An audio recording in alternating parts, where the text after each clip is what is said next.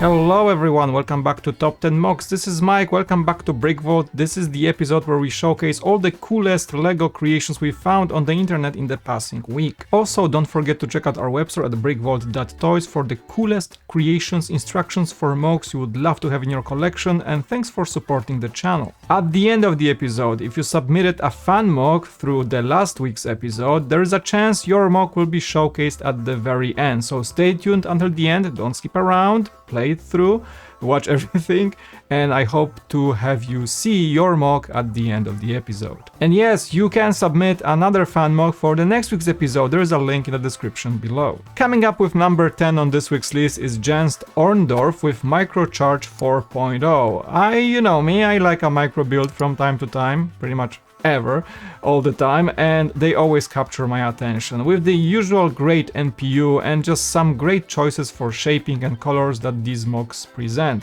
This one here, I think what captured me the most is that excavator piece, I believe, or that is that kind of rooftop piece that was used in the assembly square set in red for the church's roof in the back. That is simply amazing. That shield for the clock, I believe, what's that from? It's one of the modulars as well. You let me know in the comment section which set is that from.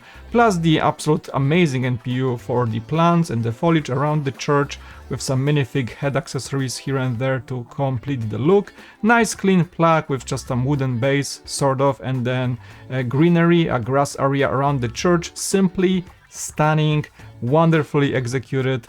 Love the windows as well and the simple builds for the masonry.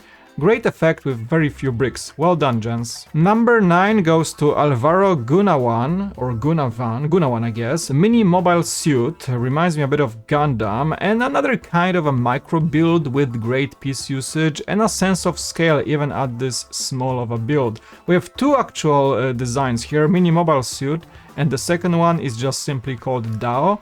I'm gonna start with the mini mobile suit here. What do we have here? Excellent use of minifigure hands for the head. That's what captured my attention the most.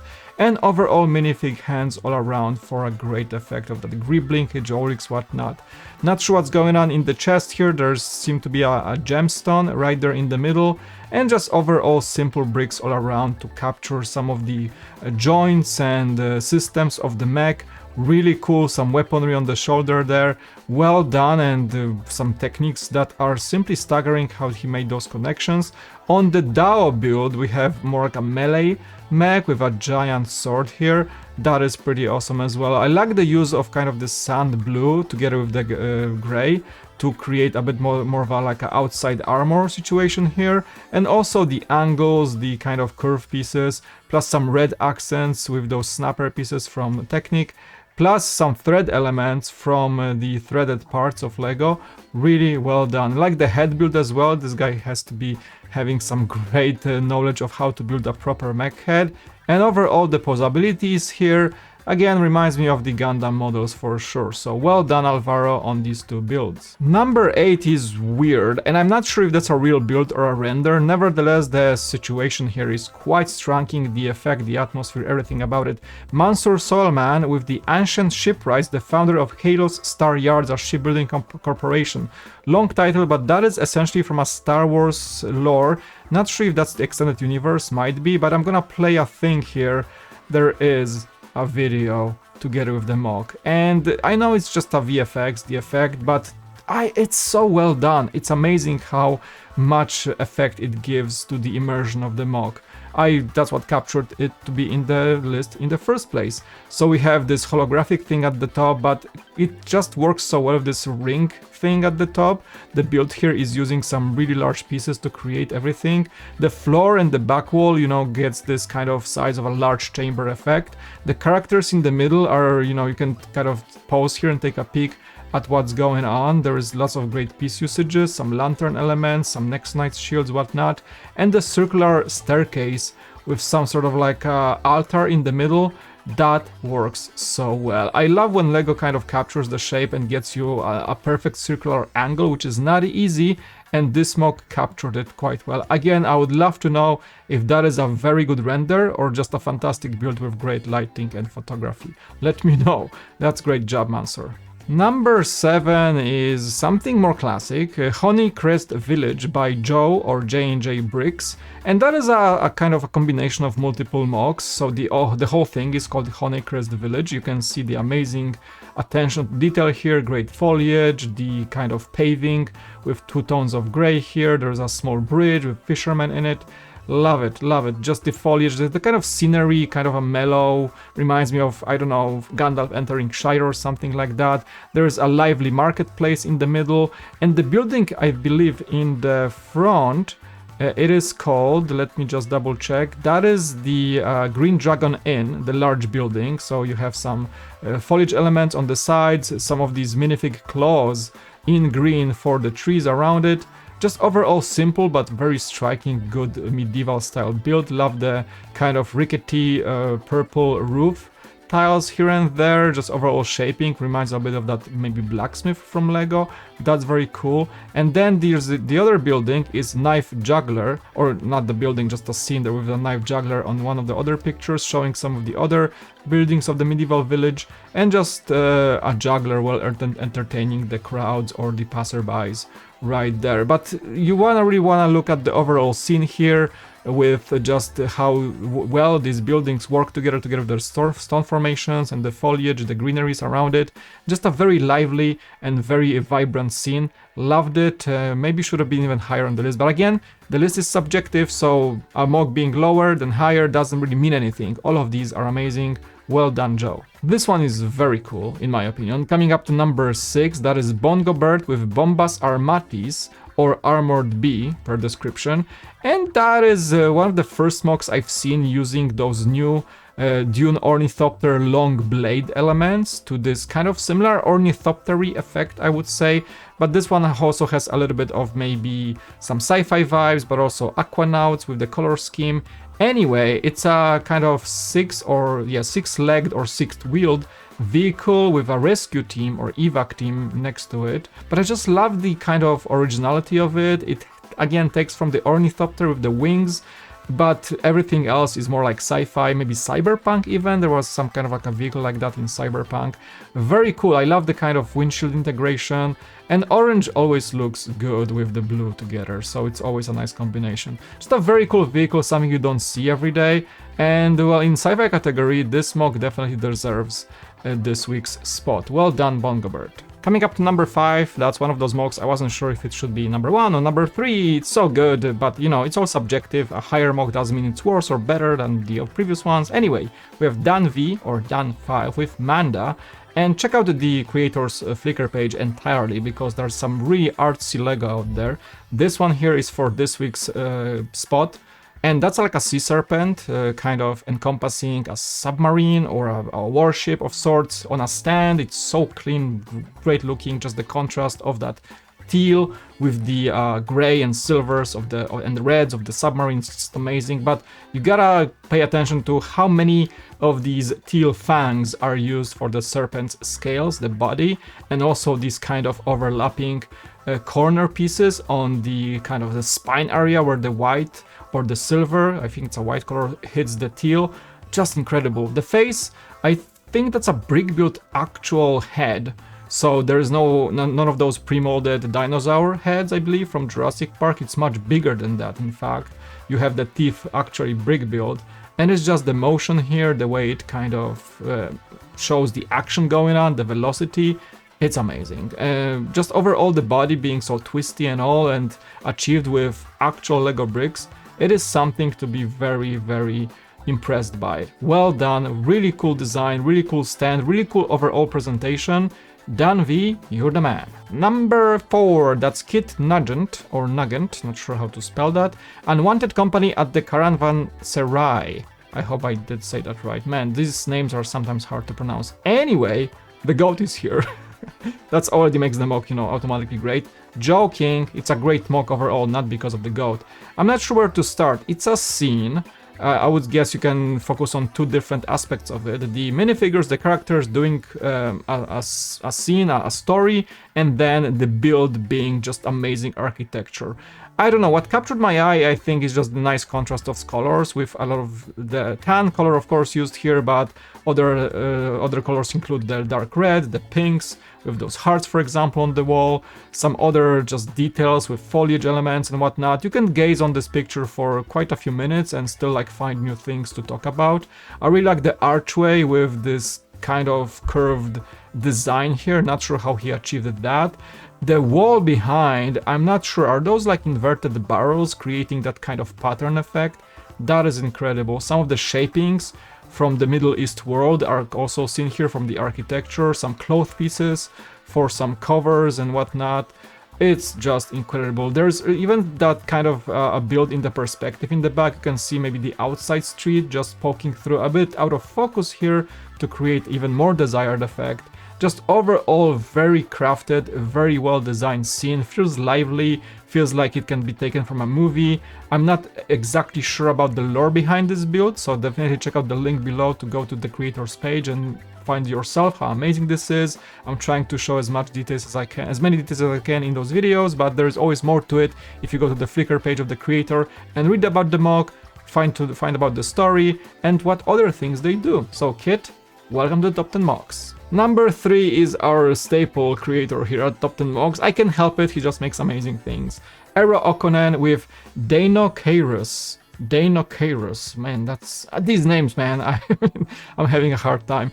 But I mean, oh my god, what is going on here? The colors are just striking. Eero is known for these very bizarre, artsy, almost kind of surreal builds, if you will, and this is one of them, but this one uses much more color than his previous iterations. I don't know, that creature at the bottom by that foliage section, like some sort of a crab, but I'm not sure what that mask is. I don't think that's bionicle or anything, so I gotta refer to the comment section to help me. What piece do you think this is with that pattern printed on it? Those new fern pieces are used to great effect, those dark green ferns from the newer sets from 2024, just overall great design. The creature itself has, well, a mix of bionicle for sure here and there, some amazing build for these feathery claws, for the feathery arms. The blue body uses some technique there to get the shaping right. What strikes me the most, I think, is the section of feathers or kind of feathery back with those longer curved circular pieces around it. That's just incredible. There's, I think, a picture of the back of the creature, there you go, that shows the design for the feathery tail. And those are those larger, I think, conical or clawy pieces in this nougat color and finished with that red and blue combination of longer feathers at the end. You can see how the legs are built in the back with lots of bionicle mixed with technique. I mean, you know, Eero is like a master of his craft and you can see his builds in these episodes for a good reason. And that is one more reason to follow that Flickr creator and just overall designer of Lego. One of the most mesmerizing builders I've seen and I'm happy to follow. Check him out. With number 2, I gotta say before I unblur things, viewer discretion is advised. That is, unblur now, J6 Crash with Barbaric. I mean, okay, creatures, you know, are aplenty in this episode. This one is, oh boy, I mean, not the gruesomeness of the scene that strikes you, I guess. Well, it strikes you first, but then you kind of start to wave off that you know, feeling and then try to figure out what's going on here. Some incredible build techniques, of course. The face of the creature is just wow, with the use of shaping of these claw pieces, the fangs, capturing his cheeks and his eyes. Wonderful, right? So that's the first thing. Then the horns are just striking. I'm not even sure if I want to use this one for the thumbnail, because it's like maybe too gruesome, but very striking, so maybe it's a good thumbnail material. Anyway, the body is well done here. You can see some of those like withered cloth pieces around his hips there, so that's a great piece usage there. Just lots of white piece usage for the muscle, the muscle intense build of the body. That's great. Bloody fangs, of course, with some of these kind of scale pieces for the, I'm not sure if those are even gloves. I guess those are just like fangs or whatnot. Anyway, it's just incredible. Some of these gray pieces in that kind of like foliage gray, or it's kind of like this wavy piece that creates a bit of a fur effect around his feet right there. And then the body of the unfortunate knight. It's just a flesh wound, you would like to say. Monty Python joke here, I don't think it's in place, but nevertheless, I'm gonna say that, the guts are built amazingly as well. And just overall, this kind of armor in tan and black, just overall scene with the piece usages and the effect that it gets on the viewer is something that you won't throw away easily from your head. So apologies, sorry, not sorry, but this one deserves a high spot on this list. J6 Crash, you crushed it with this one. And to number 1, that's somebody you might know quite well, CheeseyStudios, one of my favorite YouTubers out there in the LEGO space. Go check him out. That's a build that's not necessarily from last week, but he did post a Flickr picture with the full finished build, and there's a video on his channel also, so if you want to know all the details about this number 1 spot, go check out his video. Everything is linked below, of course, as always in every episode. But this is the Island Castle. And I don't even want to talk too much about it because Cheesy really did a lot of detail work and description in his video, but I want to kind of do the first impressions or what I'm seeing. That build was apparently at Brickworld Chicago. How I missed it, don't ask me. There was just so much going on in that convention that I just didn't see every single build, I guess. But this thing is just, well, it's tall, it's beautifully crafted. The stonework alone for the stone island must have taken forever, honestly. It's just a nice display format, because you have a circular kind of piece of stand with waters around it, and the whole build kind of fits neatly in there. The ship on the side, kind of on the edge, gives extra cool effect, and the ship itself can be a fantastic MOC. Just again, go check out Cheesy's video for all the details. Then we have this kind of reddish brown towers going through. I love the asymmetry of it. It's like highly irregular. Then we have a break of this green foliage in the middle of the tower just going through. You see cannons here and there for the defense, obviously. Then some gray breaking through again, and the reddish higher tower finishing with a nice pinnacle there. There is just so much to it. It's one of those castles.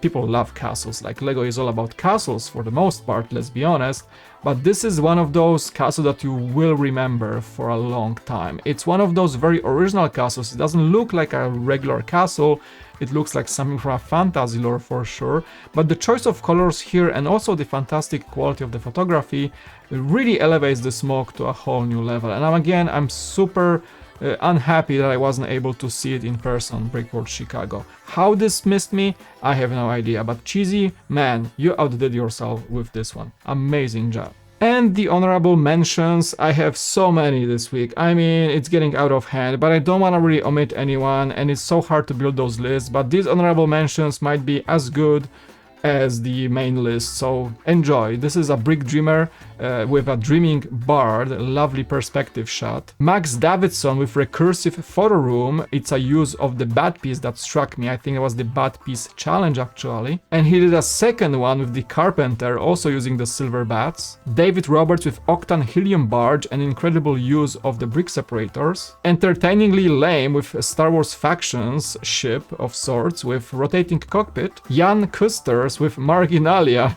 love that one. Joe G&J Briggs from the main list with the Mothership, an older MOC, but really struck me as something incredibly funny. Lavish Lamp with Starstruck Under the Night Sky, love the photography here. Jack Sparrow with RE-AG200 Cerberus Starship. Shipmaster with a Pod Racer, very cool build. Autos Builds with Imperial Interior, simple but to great effect. Care Creations with Madama Butterfly, a MOC inspired by the opera by Giacomo Puccini. Martin Studio 98 with the Green Council House of the Dragon. Daniel Church with Crowley's Bentley from Good Omens. Forlorn Empire with Madeline, the map maker, a nice little diorama. Marco Marozzi, a well-known mech builder with the T9 Ace 2 mech. JP30 with the B9 and Robbie the Robot 2 MOCs with small robots. And Eric Christensen with the Skittering Terror with the Bionicle kind of style. As always, let me know in the comment section below which MOC was your favorite from this section, and don't forget to stay around because right now we're launching the FAN MOCs section of the episode. You can submit your fan mock for the next week's episode. The deadline is always Monday 10 a.m. Pacific when I cut off the submission form. These are the mocks that you guys submitted from last week. Thank you so much for following all the rules I provided to you to how to submit a mock. You guys been great. Please enjoy. I hope you see your mock, and I'll see you in the next episode. It was Mike, and thanks for watching Brick Vault.